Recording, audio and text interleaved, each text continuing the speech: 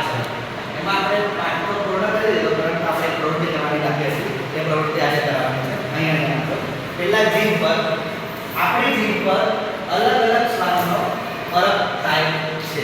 અહીંયા જોજો, આ આપણી મનુષ્યની જીભ દોરી છે. અહીંયા ધ્યાન દો, આ છે અહીંયા કયો સ્વાદ ફરક થશે? ગળ્યો સ્વાદ. ગળ્યા સ્વાદની સેજ ઉપર કયો સ્વાદનો ફરક થાય? તીખો સ્વાદ. અને આ જીભની આજુબાજુ આ બંને બાજુ જે દોરેલું છે ત્યાં કયો સ્વાદની ફરક? ખાટો અને ખારો. ખારો. અને છેલ્લે પાછળ બાજુ કયો સ્વાદ? કડવો સ્વાદ. કડવો સ્વાદ. આ પ્રવૃત્તિ આપણે બોલાવે નહીં. પ્રવૃત્તિ કરવાની છે. આંખ પર પાટોમાંથી અલગ અલગ સ્વાદની ફરક કરવાની છે. આપણે સાધન સામગ્રીમાં શું શું રહ્યા છે? ચમચી, કાળી ખાંડ, મરચું, મીઠું, આદુ અને હળદર. આપણે હવે આપણે પ્રેક્ટિકલ દ્વારા સમજીશું. સ્વાદથી પાચન સુધી સમજવા માટે આપણે કયા કયા પ્રકારનો સ્વાદ જીભ પાકે છે, આંખે પાટોમાંથી કરીને પણ અનુભવ કરી શકીએ છીએ. એમાં આપણે આ એક બાળક છે ધીરેન, એમને આપણે આંખે પાટો બાંધી દીધો છે. હવે હું અહીંયા અલગ અલગ વસ્તુઓ છે તેમાંથી ચમચી વડે તેનો સ્વાદ ચખાડીશ. તારે બોલવાનું છે કયો સ્વાદ છે એમાં? શું ખાધું?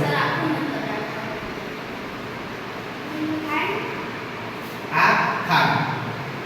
देखो આ ખાંડ છે અને એને આંખે પાટો બાંધીને પણ સ્વાદ જીભ દ્વારા સ્વાદ પસંદ કરીને કહી દીધું કે આ ખાંડ છે.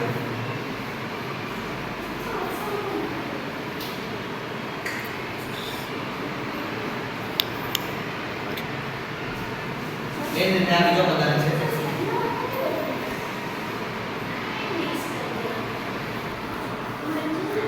આ મરચું. મેં એને મરચું ચખાડ્યું હતું, તો એને મરચાનો સ્વાદ પણ જાણી લીધો છે.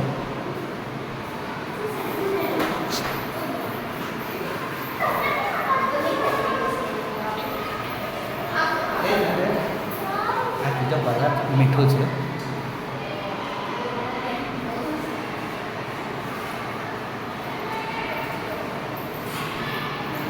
મીઠું.